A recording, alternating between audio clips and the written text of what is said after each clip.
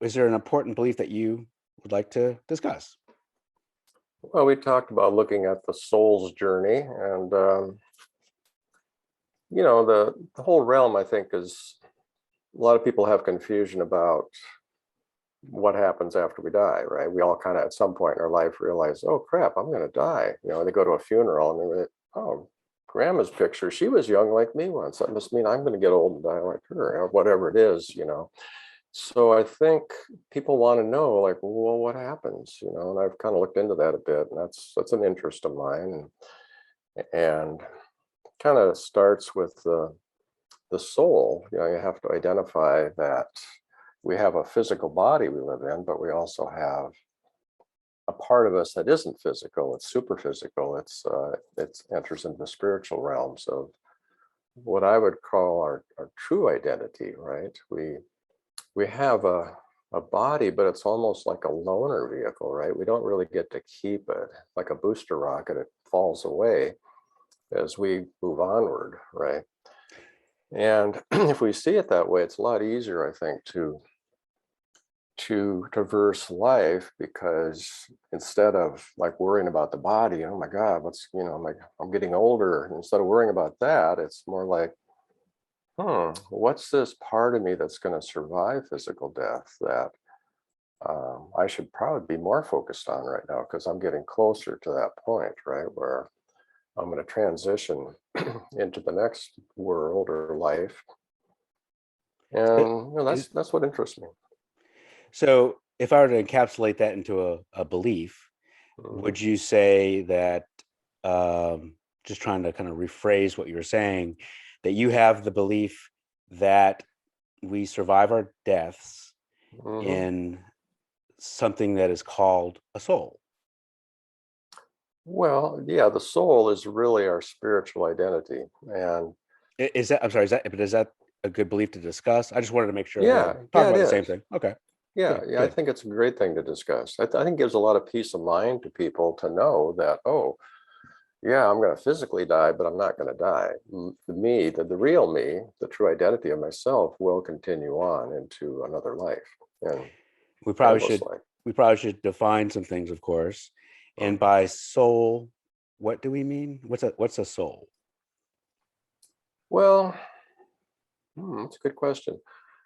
Um, you could describe a soul different ways, but it is really, I could explain it in some more detail, but basically it's when we make a moral decision, right? It's a part of our spiritual identity is now established, right? I kind of see it as the bank account. I always kind of simplify things from my own understanding. If you see the soul as a repository of the good part of you, right? So when you make a positive decision, like a ka-ching, a deposit is made in your eternal identity, right? The soul, let's say the soul bank. And when you make a bad decision, there's a debit, right? And when you die, and the universal judges, these beings that do such things, look at your accounting, they say, wow, you're like in debt, you're bankrupt, and you can't move something on to, if you want to call it heaven or whatever the next world is. If there's nothing to move, there's no assets to transfer to the next realm, right? And so basically you're erased as if you never were. You haven't built up a spiritual identity that's of any value, right? And if you made a lot of good decisions, a lot of ka-chings, right? And they look you over and say, wow, you helped a lot of people, you're a great person, a lot of love, we'll move you on to the next class, right? That's a simplified way of thinking of it, but that's kind of how it works. It's like if you are good, you have reserves. If you're bad, if you're evil, there's nothing of value to send on into the spiritual realms, because the spiritual realms are all made of goodness, right? They're not made of material evil and sin, right?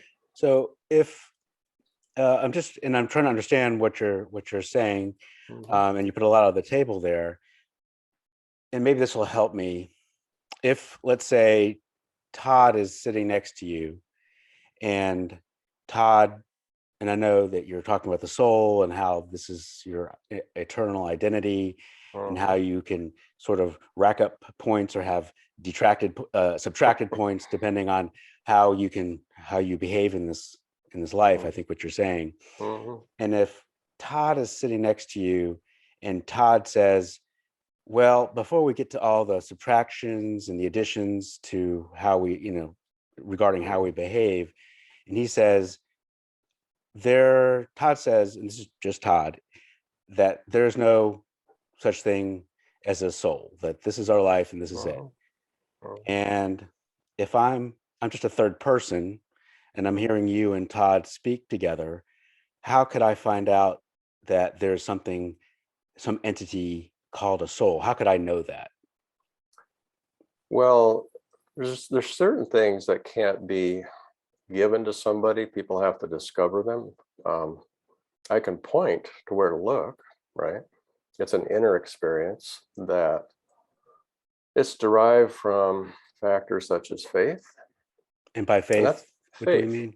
What do we By mean by? faith, it's like faith in that there is actually a God or there is some spiritual realm that's next after this world I'm sorry, that but what does that term mean? Like, what does the word mean? Like faith? faith. Yeah. Well, Christians understand it. Most religionists understand what faith is. It's like faith that there is a God, faith that there is life after this world. And But for you, like, what would be a good synonym for the word faith if we were to substitute faith for another word? Because faith can mean well, different things to different people, and yeah, quite frankly, I've interviewed, had conversations with many people, and it's surprising how differently people can see that word. And I just would like to know what you mean by it, and that way mhm, we could have a we're not I don't want to talk around each other, that we can talk right. about the same thing. So yeah. Yeah. Well, faith, I mean, there's factors of it. One is belief, right? You're willing to believe that this world we live in wasn't just created so we could have 80, 90 years and then we're history, right? It's hope in a future that Okay, so faith there is is hope. hope is a factor of Okay. faith, right? We hope Okay. for things eternal, right? Because the idea of just living and dying, going back to the worms, isn't really too exciting, right? It seems like a lot of wasted energy. Like, why would this whole creation of billions and trillions of planets and galaxies be put into motion just to have people be born and died? It seems kind of inefficient, like a waste of resources. So, Does How does hoping that something is true, how does that relate to whether that thing is true? well, the hope is kind of like the beginning of it, right? Well, I hope there's something better. And if I explore it further,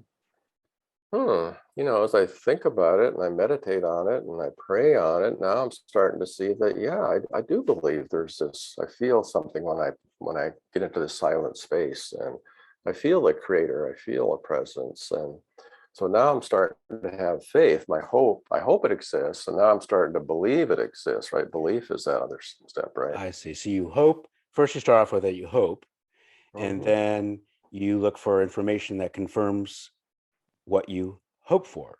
hmm Okay. Yeah. And And well, if Todd is sitting next to you and for whatever reason, maybe some weird nihilist or something, and he really hopes that this is it, that this is the end, and he mhm, hopes that after this life there is no more. mhm. Would both of your beliefs be on equal footing in that sense? Well, beliefs are just beliefs. They're kind of like clothes in your closet. You wear them for a while, then you outgrow them, and you put some different clothes on. You put different things in your closet, right? Beliefs are Oh, really borrowed. We don't really own anything. We just borrow it from somebody else. I didn't invent any belief I have. I borrowed it from somebody else, right? is your belief true? I think it is. Yeah. I mean, true in the sense of as true as a human can understand it. There's more truth, but I have a certain level of comprehension of my truths. I'm still working on others, other levels of understanding. But yeah. But the fact that we survive our deaths through something called a soul, I think you're telling me you believe that that is an objective reality, that it is a universal truth. That doesn't matter what you believe about it. It's just true. Yeah, it is there. We basically wake up to it eventually, hopefully. Not everybody does, but a large number of people at some point in their life come to realize, like, oh, this life isn't it. There's more. I'm going to keep going. So, What is the primary reason you believe the belief? If you had to pick out one reason why you know it's true, hmm. what would you say? Well, I think the confirmation, first I had it from, I had a sense of it, probably in high school. I had a sense there was something else. I struggled with, is there a God? Isn't there a God? And I finally concluded there is a God. Now to go check it out and see what it's about, So I went out and did some searching, and I studied with different gurus and read lots of books. And, I've stayed in spiritual circles my whole life. And I've come to understand from study and communicating with other people, um, how the spiritual world works, right? And I've also, through my inner work, realized and discovered a relationship with the creator, if you will. Some people call him the Father, some call him God, some call him the Source. It doesn't really matter. The name, there is no name for God. There's just whatever we choose to call him, right? It's kind of like he's nameless or it's nameless. But in that process of communicating, and one thing that really convinced me was my prayer life. As a kid, I'd pray to get a toy gun or something, and I'd be all upset I didn't get the gun, right?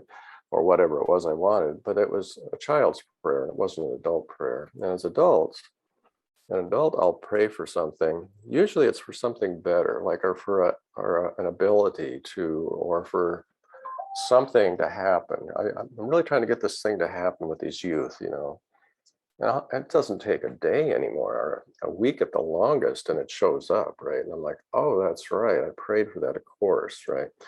And it's after a while, you gain a lot of confidence in the ability to be a cooperative partner with deity, if I can say it that way, right? Okay. So it seems like that you have two primary reasons why you believe the belief. One is personal experience. You've had the personal Mhm, experience that the belief is true. And the second reason is prayer, that mhm, you have prayed for things. And when you've prayed mhm, for things, they've come true. mhm, And back to Todd, if Todd has had the personal experience for whatever reason that it's not true, he just hasn't had that same experience that you've had. And then with prayer, whenever he's prayed for things, sometimes it happens, sometimes it's not. It seems like it's a crapshoot for him. So mhm, he hasn't come to experience that prayer is mhm, a thing. And again, I'm a third person, and I just want to believe mhm, what something that is objectively true. mhm. How could I find that out? How could I discover that larger truth if it is true? Yeah, well, it's a good question. Well,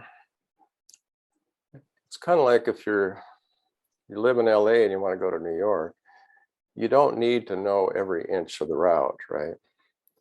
And if you're driving at night, you can only see 200 feet at a time, right? But you believe New York exists. You've never seen it, but you believe it exists. And if all you can see is 200 feet of road at a time, it'll still get you to New York, right? And if you're willing to try, if you don't get in your car and start driving, you're never going to get to New York, right? I'm just using this analogy because people say, well, I prayed once, nothing happened. It's like, well, I drove 5 miles, I didn't see New York. Where is it? You see what I'm saying? It, So take, it how takes it takes effort. so with you never have maybe been to New York, let's say, how Mhm. do you how do you know that New York exists? I mean, how do you personally know that New York exists? I've heard rumors that exist, right? You've heard rumors? Yeah, have you heard the rumors New York exists? I've heard them. So I know Well, New York sounds like someplace I want to go. So I'm going to see if I can get there. if someone asks you, what is your best evidence that New York exists? What would you tell them? Your best evidence that New York exists. I've seen some pictures and I've heard of people say that they've been there and it's big, you know. So I have some evidence. Like I said, I haven't been there, but I've got evidence. Other people, just like with heaven or soul, I have a lot of people that say, "Yep, I've been there. It exists." I see it. I So see you're, the shore. I see the shore, and I can see it yeah. now. So you're You saying know. with New York, there's personal experience of people who've also been there.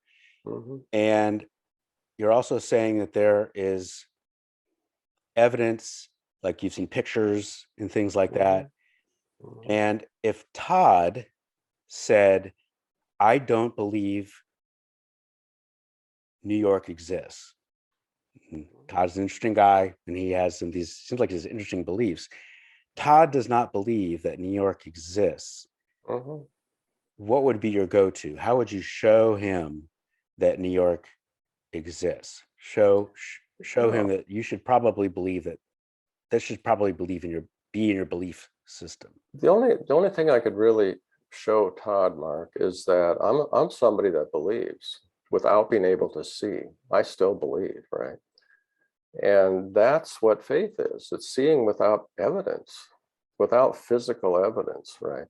I can actually say, Is I there can no suspend. physical evidence that New York exists? Well, there is, but again, that's just an analogy. It's just an example, right, of how we haven't been to heaven, we haven't been to the next world, we haven't really noticed a soul existence that's kind of happening counterpart to our mental existence, right? We haven't really necessarily noticed it yet, but it's still happening, right? Would you show somebody else that wants to, let's say somebody wants to believe or know that New York exists, if it exists, and Mhm, someone also wants to know that heaven exists, if it exists, would you use the same kinds of evidence to show them that? mhm. Well, I speak differently to different people. I mean, I can speak in general terms here, but somebody that had a certain belief structure, I might speak inside of their belief systems, right? Use their terms. Like I'm meeting some Mormons tonight, and I'll speak in their language because we can speak that language, right? But So, Todd, yeah. Todd wants to know. I mean, he wants whatever your best evidence or best reasons or best whatever for New York existing, he would like to know it because he would like to believe in that New York exists if it exists. That's the key right there. What's He that? would like to know is the key to that door, right? He would If like to he would know. like to know, he will find, right? If he doesn't care, he just says, I give up. I don't believe. Well, there's not much. I can tell you, you got a mine out in your backyard. It's full of gold nuggets. And if you believe it, you go get the nuggets. If you don't, it doesn't matter what's in your backyard He wants to if you're believe unwilling to it. go look for it. He wants to believe it if it's true. Well, And how do he's you find out it's asking, true? well, he's asking you. He's Yeah. asking you, give me some reason, evidence, or whatever. Show me that it's true. So if it's true, I can believe it. And I think with New York, I think you're telling me that you can only have just faith that exists with no What evidence. what else would have you take the first step or drive the first mile? Right. There's no evidence that New York exists. You have to rely on that on faith. Well, there's evidence. I haven't seen it, but there's evidence. There's And you haven't same seen it. with, You have not seen evidence that New York exists. oh, I have. And I've seen evidence that the next world exists, that my soul exists. I've seen plenty of evidence for it. But I had to look a little bit. It takes a little effort. I mean, a lot of people lay down before their troubles, right? Oh, I don't believe God. It's just, this world's fine. And that's fine. We have free will, right? But if you truly long to know what is this other realm, which is really going to be our permanent identity in time, as soon as the body drops off like the booster rocket, there's nothing left except our soul identity. There is nothing else, But you know. Todd doesn't believe that. Well, Todd that's his believes free will. well Yeah. Todd believes that this is it. This is our life. Hmm. And I think you're telling me that the only way to get to your belief is by a leap of faith. Is and Sure helps. I think the way you're describing the word at this point is to know something without evidence of that thing being so. Yes. And how would you find out if it was so? That's the question, right? If Todd wanted to find out, is this real? there's ways he could actually explore it and find out, right? Let me ask you the question in a different way. Okay. How would you find out if it wasn't so? Well, if something is, the sun is shining, I can't find out the sun is not shining, right? I've already seen the sun, you know. There's some things you can't unknow, right? If your belief was not true, and I'm not saying it's not true, but if it wasn't true, is there a way that you could go about finding that out? Is there some sort of test or some way? I think I think to a believer, there is nothing that would ever take that belief away. Nothing. Do you think it's useful to have beliefs, any belief whatsoever, not your belief or any Mm, belief, yeah. that can't be shown to be incorrect if it's incorrect? Because if Mhm. a belief can't be shown to be incorrect, then how do you really know that it's true?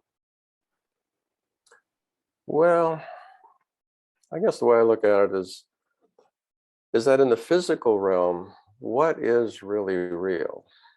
Can you describe what's real here? If you took a microscope and looked at anything, you just see air, you just see space. Molecules have as much space between the particle as the sun and the moon and the stars, right? It's all space. We're almost, you might say we're living in a holographic illusion, right?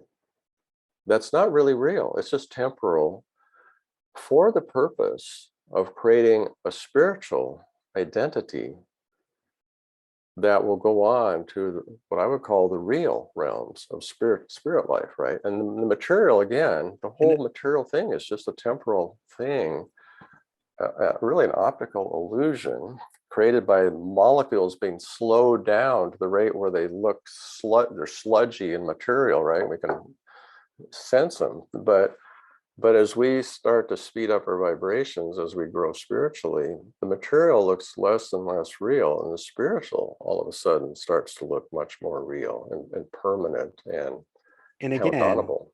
I see where you're going here, and I kind of have to go back to um, Todd's having trouble getting this figured out, I can tell. and Todd thinks the same way about you, by the way. That's Todd fine. thinks Todd thinks that you have a difficulty figuring it out, and that's and and hopefully you and Todd are having a nice conversation, and because I like people who have different beliefs having pleasant conversations, Mhm. and that's the exchange of ideas, and I like how we can grow that way, and and again, I'm hearing you and Todd talk, and Mhm. and I think Todd says that, well, maybe we could come up with some sort of test, some sort of way to know that, Mhm. we could set up a test whether your belief is true or whether his belief is true, some objective test that could Mhm. be seen by, you know, a third, another third party, and we can kind of make a judgment at that point whether, Mhm. whether this belief is true or this belief is true. But it seems that in order to get to your belief being true, it's going to require believing in something without evidence for that thing being true at some Mhm. point. Yeah. One way I heard it put is that human things must be loved in order to be known, right? Like humans. You have to love them in order to know them, right? Whereas divine things have to be, um, I'm sorry, it's human things, human beings must be known in order to be loved. Once you know somebody, you kind of fall in love with them, right? Once you realize their motives and sentiments. But divine things must be loved in order to be known. So if you're willing to see a loving creator, whatever you want to call it, as a divine parent, right? And you can actually love that being, then you will actually come to know that being. And you'll actually set up a communication channel, which maybe sounds unreal, but I've experienced it very much. I experience it daily. I'll go into a space and I'll talk to my father, my heavenly father, and he speaks back to me. And I can't describe exactly what it sounds like or how I experience it, but it's a very much a real experience because I love the Father. I love the Creator, right? and he loves me back. And I can't show that to anybody.